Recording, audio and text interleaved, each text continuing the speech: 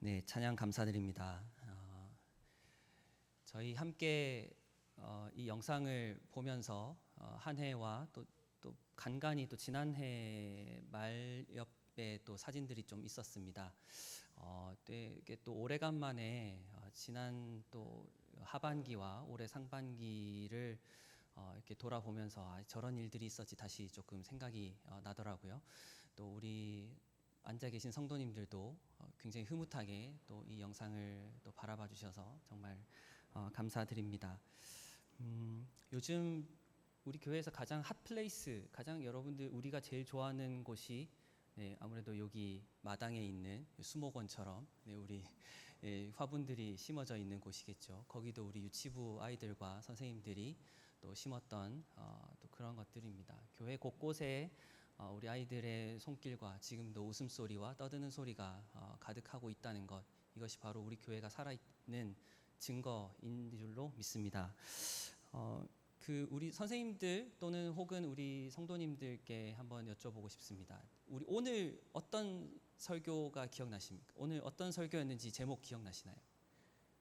네, 부서에서 유치부, 아동부, 청소년 그리고 오늘 또 자, 그러면 생각나시죠? 거의 대부분. 지난주에는 어떤 설교를 했는지 기억이 나십니까? 지난주 제목 혹시 또 많이 기억이 흐릿해지셨죠? 지지난주는요? 네, 거의 영에 수렴하고 있다라고 생각을 하고 있습니다. 오늘 제가 이 얘기를 먼저 서두로 꺼낸 이유는 이 그림을 한번 보여드리고 싶어서입니다. 한번 요거는 EXIT라고 써 있습니다. 출구라고 써 있죠. 보통 비상구가 1970년대 이전에는 이런 식으로 자국어로 보통 비상구들이 적혀 있었습니다.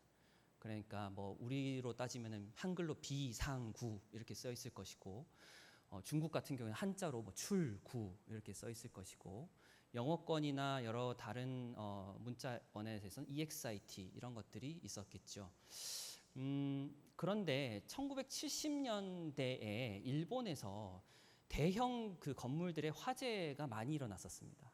그래서 너무 많이 일어나는데 사람들이 너무 많이 죽고 이걸 어떻게 개선하면 좋을까라고 해서 디자인 공모전을 했습니다. 이 디자인을 공모전을 통해서 탄생한 그림이 하나 있는데요. 그것이 바로 이 그림입니다. 여러분 이 그림을 보시면은 어떤 생각이 드십니까? 이제 세계 어디를 가도 저기를 가면은 내가 위험할 때, 내가 어려울 때 저기로 빠져나가면 되는구나라고 생각을 하게 되죠. 그런데 이게 처음에 디자인 공모전을 할 때 사람들이 이 오타오 유키오라는 사람이 만든 이 그림인데, 이 디자인을 보고 너무 다급해 보인다. 과연 이것을 사람들이 보고 너무 다급해서 너무 달려가면 어떻게 하느냐라고 지적을 하기도 했고, 이게 뭘 의미하는지 처음에는 잘 몰랐지만 분명히 이 그림과 텍스트의 차이를 여러분들이 아실 수 있을까요? 그러니까 1970년대 이전에 EXIT 또는 출구라고 비상구라고 써 있을 때에 비해서 실제로 저 그림을 비상구에 설치한 이후로 재난이 났거나 아주 위험한 상황이 닥쳤을 때 사람들이 굉장히 생존율이 높아졌다라는 것입니다. 여러분 이게 무엇을 의미할까요? 우리는 이제 전 세계 어디를 가도 비상구라는 그 글자를 몰라도 되는 겁니다. 그냥 저 그림을 보는 순간 우리는 저희가 탈출할 곳이라는 것을 알게 되고, 그때부터는 우리가 누군가가 설명하지 않아도 그때부터 저 그림대로 행동을 하면 되는 것이죠.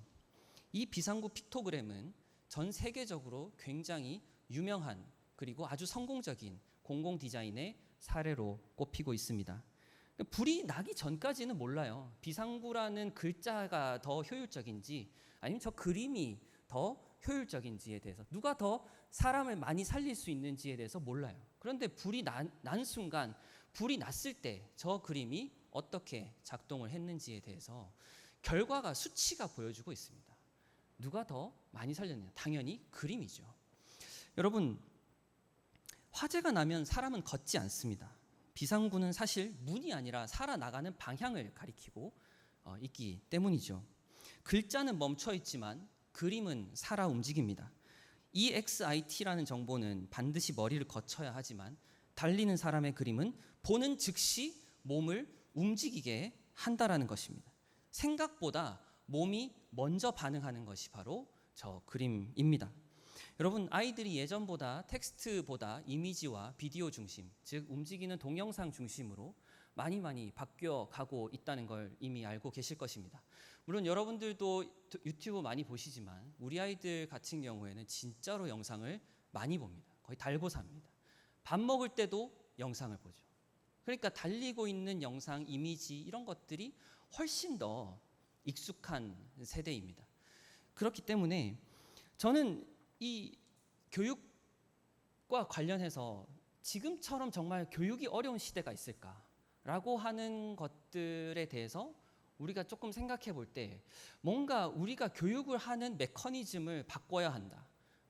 뭔가 우리가 가르친다라고 하는 행위 또는 배운다는 이 행위에 관해서 뭔가 패러다임이 전격적으로 변해야 한다라고 생각이 듭니다. 우리는 이제 물리적으로 아이들을 몰아붙일 수 없습니다. 억지로 예배당에 앉혀둘 수 없습니다. 주일 아침마다 스마트폰을 빼앗고 성경을 손에 쥐어줄 수 없습니다. 설령 그렇게 한다고 해도 그것은 교육이 아니라 감금이지요. 오늘 우리 위 목사님께서 또 설교 중에도 말씀하셨지만 참교육 드라마에서도 굉장히 물리적인 어떤 강제력을 통해서 사람들을 개조하고 뭔가 바꾸려는 시도들, 그것이 필요하다라는 것들에 대한 사회적인 이슈에 공감대가 일어나긴 하지만 제가 생각했을 때 그것은 굉장히 한계가 있다고 생각을 합니다. 폭력으로 만들어낸 순종은 폭력이 사라지면 동시에 사라지기 때문입니다. 반면에 죽은 시인의 사회라는 영화가 있습니다. 거기에는 키팅이라는 선생님이 나오는데요. 죽은 시인의 사회에 나오는 키팅 선생님은 그들에게 말을 합니다. 시를 읽어라. 시를 읽으면 너의 삶이 달라질 수 있다. 그리고 네가 좋아하는 것을 해라 라고 말하면서 책상 위에 올라갈 것을 권합니다. 여러분, 죽은 시인의 사회 거의 마지막 장면에 보면 모든 친구들이 모두 책상 위에 올라가지요. 결국 학생들은 스스로 자발적으로 그 선생님을 따르는 결과를 낳았습니다. 그의 수업이 끝난 뒤에도 그의 목소리는 여전히 그들의 귓가에 울려 퍼졌습니다. 여러분, 이 대비가 무엇을 의미합니까? 학생들이 자발적으로 선생님을 따른다라는 것입니다. 강요가 아니고 명령도 아니고 선생님의 삶이 먼저 움직이고 그 움직임이 학생들의 마음을 끌어당긴 것입니다. 그러니까 어떤 분이 제가 한 말은 아니고 어떤 분이 한 말을 좀 인용을 하자면 양치기가 양을 몰 때 양이 오른쪽으로 가지 않는다고 해서 왼쪽을 막아서는 안 된다. 오른쪽에 빈 공간을 열어두어야 된다. 다시 말씀드릴게요. 오른쪽으로 양을 몰기 위해서 왼쪽을 막아서지 말고 오른쪽에 빈 공간을 만들어줘야 된다. 라고 하는 말이 있었습니다. 저는 이것이 바로 교육의 진짜 원리라고 생각합니다. 우리는 그러면 스스로 묻고자 합니다. 여기 계신 선생님들 뿐만이 아니라 우리는 먼저 난 자로서, 선생으로서, 교회에 어떻게 보면 먼저 난 분들로서 어떻게 우리는 다음 세대에게 오른쪽에 빈 공간을 만들어줄 수 있을까요? 교회는 와야 하는 곳이라고 말하지 않고 교회는 오고 싶은 곳이라고 우리는 어떻게 만들어줄 수 있고 우리는 스스로 어떻게 노력하고 있습니까? 그냥 단순히 사실 쉽습니다. 왼쪽을 막아서는 건 쉬워요. 교회 와, 당장 와, 다음 주에 와, 혹은 아주 이제 당근 같은 것들을 우리가 얘기할 수 있겠죠. 오면 선물을 줄게. 52주 매주 출석을 하면 뭔가 보상을 줄게. 그런 것들도 저는 왼쪽을 막아서는 일이라고 생각을 하는데 과연 그렇다면 오른쪽에 빈 공간을 열어두는 것은 무엇일까요? 우리가 어떻게 해야 될까요? 우리 스스로가 어떻게 보면 매력적인 신앙인이 되는 것이 중요하다라는 생각을 저는 해봅니다. 오늘 본문에 사도 바울은 젊은 디모데에게 이렇게 씁니다. 누구든지 내 연소함을 업신여기지 못하게 하고 오직 말과 행실과 사랑과 믿음과 정결에 있어서는 믿는 자에게 본이 되라. 여러분, 여기에서 이 내 연소함을 업신 여기지 못하게 하고라는 말은 바울의 괜한 걱정이 아니고 노파심에서 나오는 그런 걱정이 아니고 진짜로 이런 일들이 디모데에게 벌어지고 있었습니다.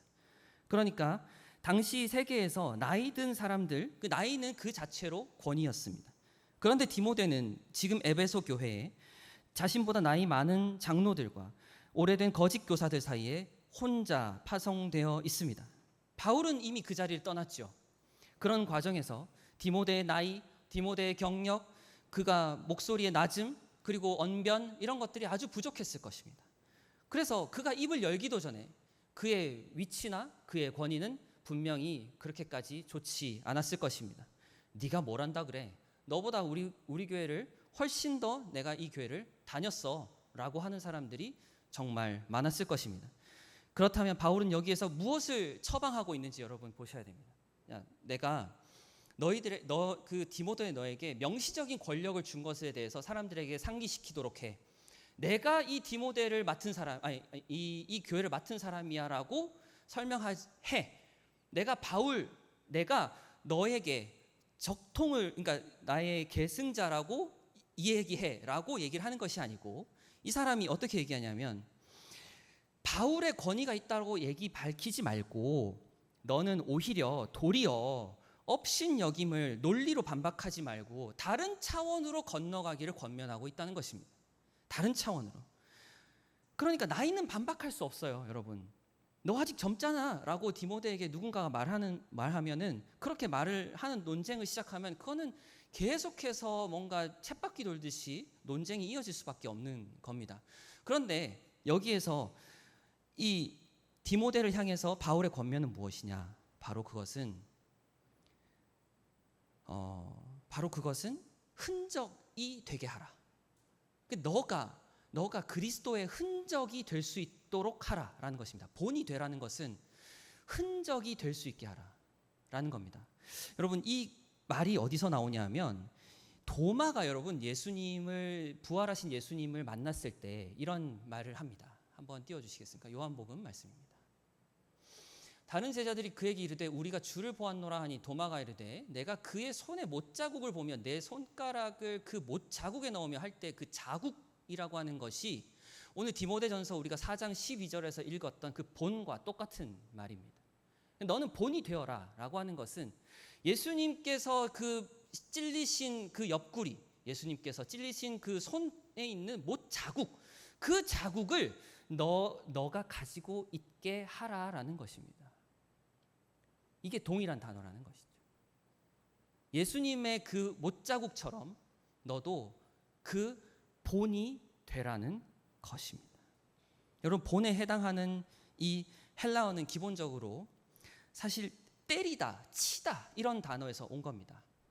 우리가 그냥 어떤 스쳐 지나가는 말로 안녕하세요, 사랑합니다, 고맙습니다 이렇게 하는 게 아니고, 여러분, 치다, 때리다, 우리의 몸을 치고 우리의 몸을 부숴서 우리의 몸을 정말로 갈아 넣어서 어떻게 보면은 우리의 몸을 그렇게 예수님의 사랑의 본이 될 수 있게, 예수님께서 봐봐라 내가 너희를 사랑한 증거다라고 보여주셨을 때 그 자국처럼 디모데 또한 너도 계속해서 너의 몸을 치고 때리고 너의 몸에 그 흔적을 남겨서, 너의 삶에 그 흔적을 남겨서 본이 되어서 아이들에게, 그 성도들에게 보여주라라고 말을 하고 있습니다. 예수님께서는 그 손을 내미시면서 그 튀포스를 보여주시면서 나의 사랑이 이렇게 크다, 나의 사랑이 이렇게, 나는 그러니까 말로, 그러니까 나는 너 진짜로 사랑했어가 아니고 그냥 못자국 자체를 보여주시면서, 나타내시면서 내가 널 이렇게 사랑한 거 됐니? 이제 뭐 내가 더 말 안 해도 되겠지? 라고 하셨다라는 것이죠. 그랬더니 도마가 그제서야 무너졌습니다. 성경에서 나왔던 예수님에 대한 가장 귀중하고도 소중한 고백 중에 하나가 무엇입니까? 베드로의 고백, 예수는 하나님의 아들, 그리스도이시오, 하나님의 아들이시다 라는 것과 더 나아가서 도마의 고백이 더 귀중하고 더 깊이 있고 더 핵심을 찌르는 고백이 되는 이유가 무엇입니까? 바로 예수님의 그 못자국, 티포스, 몸에 난 그 흔적들을 봤을 때 도마는 이렇게 얘기했습니다. 나의 주님, 나의 하나님. 예수 그리스도가 하나님의 아들도 아니고요, 하나님, 이렇게 얘기를 했어요. 여러분, 배우다라는 말은 기본적으로 배다에서 왔습니다. 배다.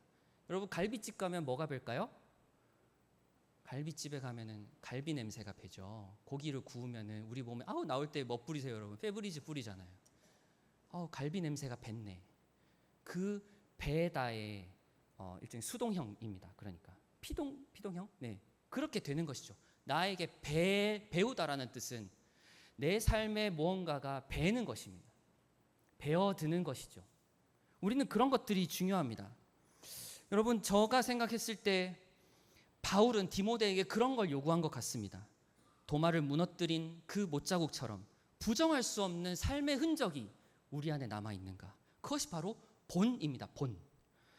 한자 본을 한번 여러분 기억나시죠? 나무 목의 뿌리 부분을 강조하는 획을 더한 글자입니다. 뿌리, 근본, 원형, 이것은 동서양이 전혀 다른 길로 이 단어에 도달할 수 있게 되었는데 이것은 감각이 똑같습니다. 찍혀 나오는 것, 원형에서 복제되는 그 틀을 말하는 겁니다. 복제되는 틀. 그러니까 여러분을 복제했을 때 여러분들이 한 주 한 주 우리 선생님들을 포함해가지고 여기에 계신 모든 성도님들이 어른들로서 뭔가 복제되어 나가고 있다는 것, 한편으로는 굉장히 기쁜 일이기도 하지만 생각해보면 굉장히 두려운 일입니다. 나 같은 사람이 또 복제되고 있다고? 나 같은 성품이, 나 같은 인성이, 나 같은 신앙이 계속 복제되고 있다고? 라고 생각해보면 굉장히 두렵고 떨리는 마음으로 우리는 이 교회 생활을 임해야 되는 것이고, 당연히 선생님들은 두말할 것도 없지 않을까, 이런 생각을 해봅니다. 여러분, 로마서 5장 14절에서는 이 티포스, 본이라는 말을 이렇게 얘기하고 있습니다. 그러나 아담으로부터 모세까지 아담의 범죄와 같은 죄를 짓지 아니하는 자들까지도 사망이 왕노릇하였나니 아담은 오실자의 모형이다. 모형도 티포스입니다. 이것도 본입니다. 본, 모형. 즉 우리의 삶이 계속해서 복사되고 있습니다. 여러분, 아무도 안 놀라시네요. 네. 여러분, 우리가 그렇기 때문에 우리 교회를 예를 들면 복제해서 어딘가에 세워진다고 했을 때 만약에 여러분 기쁘십니까? 그렇다면은 여러분들 정말로 잘하고 계신 것이고, 만약에 우리가 스스로 생각해 봤을 때 우리 교회가 어떻게 복제되어서 다른 교회가 되었을 때 세상에, 이런 마음이 든다면 우리는 스스로 돌이켜서 우리 스스로를 다시 한번 생각해 봐야 돼요. 우리가 정말 복제될 붕어빵 틀 같은 거 있지 않습니까? 우리가 정말 붕어빵 틀처럼 우리가 누군가를 계속 찍어내고 있는데 잘못된 틀이, 잘못된 형틀이어, 그러니까 잘못된 틀이어서 계속 잘못된 붕어빵이 나가고 있다고 생각해 보십시오. 팥이 하나도 안 든 붕어빵, 슈크림이 하나도 들어있지 않은 붕어빵이 나가고 있다고 생각해 보십시오. 우리는 붕어빵을 만들고 있는 게 아니겠죠. 뭔가 이상한 걸 만들고 있는 것이겠죠. 여러분, 신앙은 텍스트로 전달되지 않습니다. EXIT라는 출구라고 적혀 있는 그것을 통해서 전달되지 않고 몸으로 전현됩니다. 우리는 지난주와 지지난주의 설교 제목을 기억하지 못하더라도 이미 우리가 알든 알지 못하는 사이에 우리는 스며들어 가고 있고, 우리의 아이들은 그 모든 것들을 배워가고 있습니다. 갈비 냄새가 배듯 배워가고 있다는 것이죠. 말과 행실과 사랑과 믿음과 정결, 바울이 나열한 이 5가지는 추상적인 이야기가 아닙니다. 눈으로 볼 수 있고 귀로 들을 수 있고 손으로 만져질 수 있는 것입니다. 우리가 만들어낸 이 본당 건물, 또 우리가 함께 지었던 밥, 우리가 함께 했던 뭔가 행사, 그리고 모든 것들이 복제되어 나갈 것입니다. 여러분, 정말로 어떻게 보면 굉장히 무서운 일이지요. 그 도장이 아이들의 마음에 찍힐 때 사랑이 복제되면 사랑이 계속해서 이 세상에 커지는 것이고, 우리 안에 미움과 증오와 서로를 판단하는 마음이 복제되면 이 세상에는 혐오와 증오와 미움들이 복제되어 나가는 것입니다. 여러분이 신앙을 결정적으로 갖게 된 순간이 언제이십니까? 저는 여러 가지 순간이 있겠지만 아무래도 저의 가족들과 또 제가 고등부 때 우리 형들 진짜 열정적이었던 것 같아요.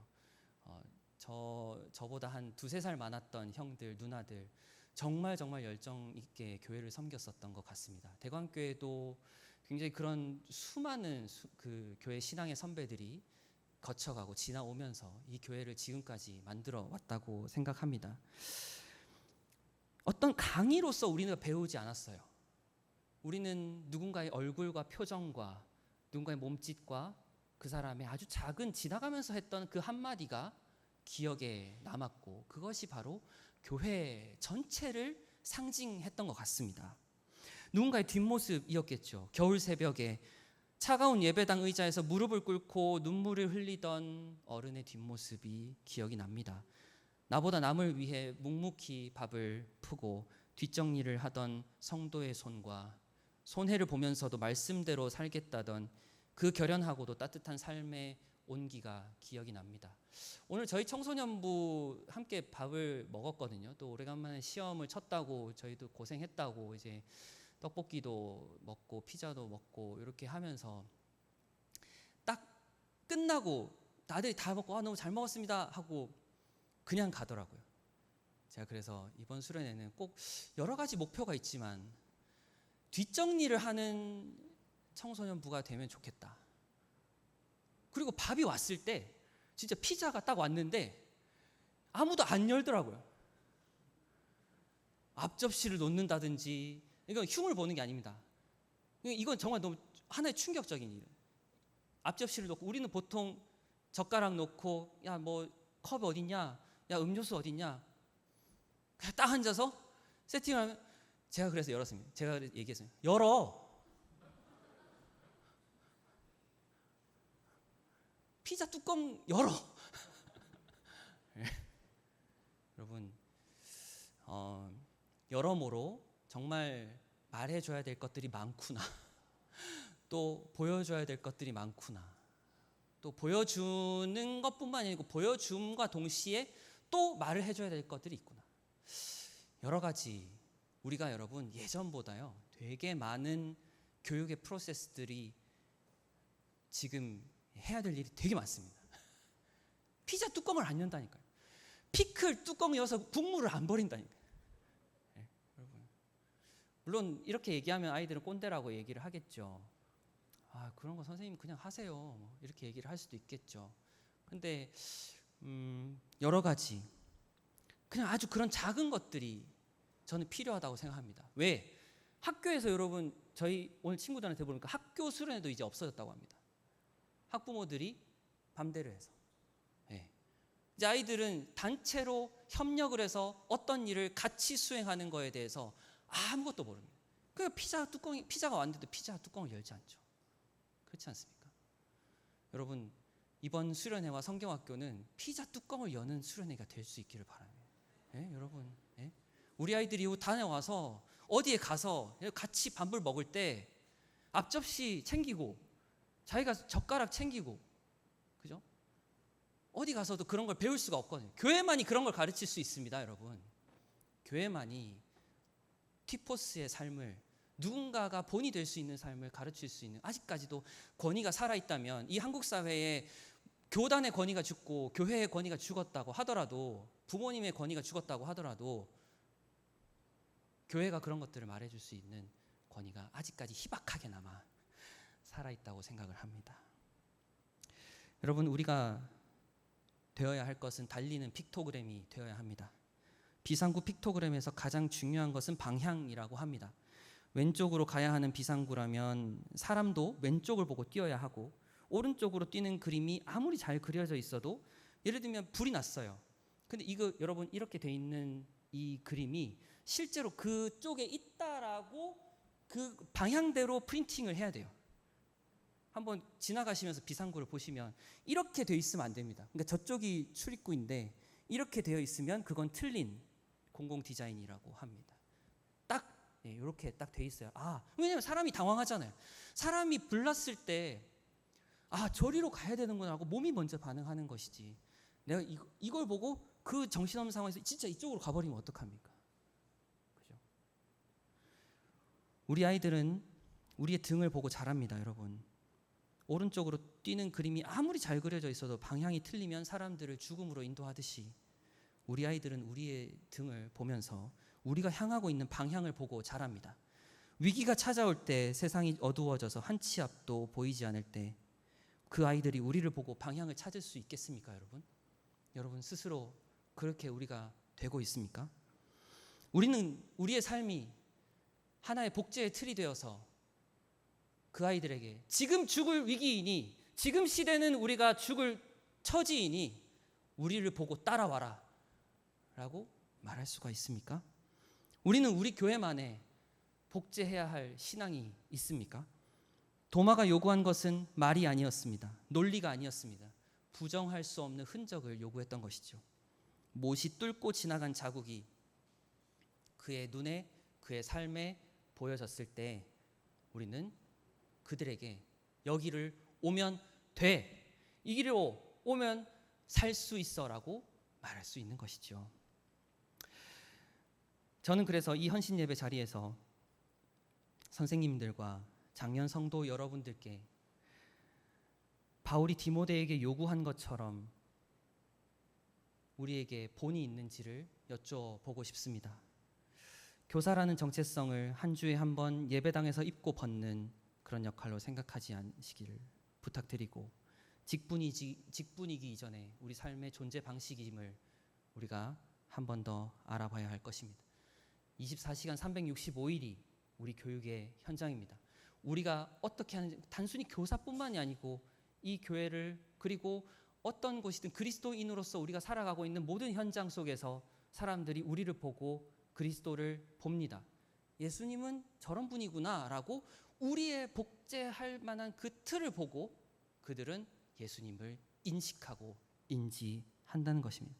말로만 구원을 외치는 멈춰선 글자가 되지 않고 절망적인 세상 속에서도 소망을 향해 살아 움직이고 몸으로 먼저 실천하고 나보다 남을 위해 기꺼이 자신을 내어주는 달리는 성도님들이 되실 수 있도록 주님의 이름으로 축원합니다. 함께 기도하겠습니다.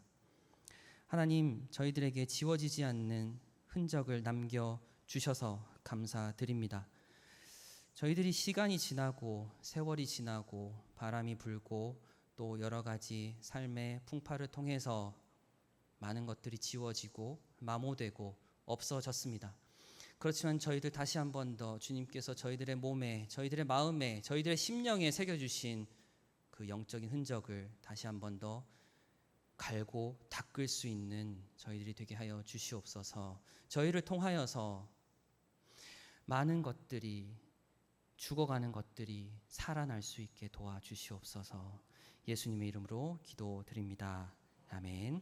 저희 교육위원회 함께 임원들 특송하시면서 봉헌하기 전에 편지현 선생님께서 먼저 기도해 주시겠습니다.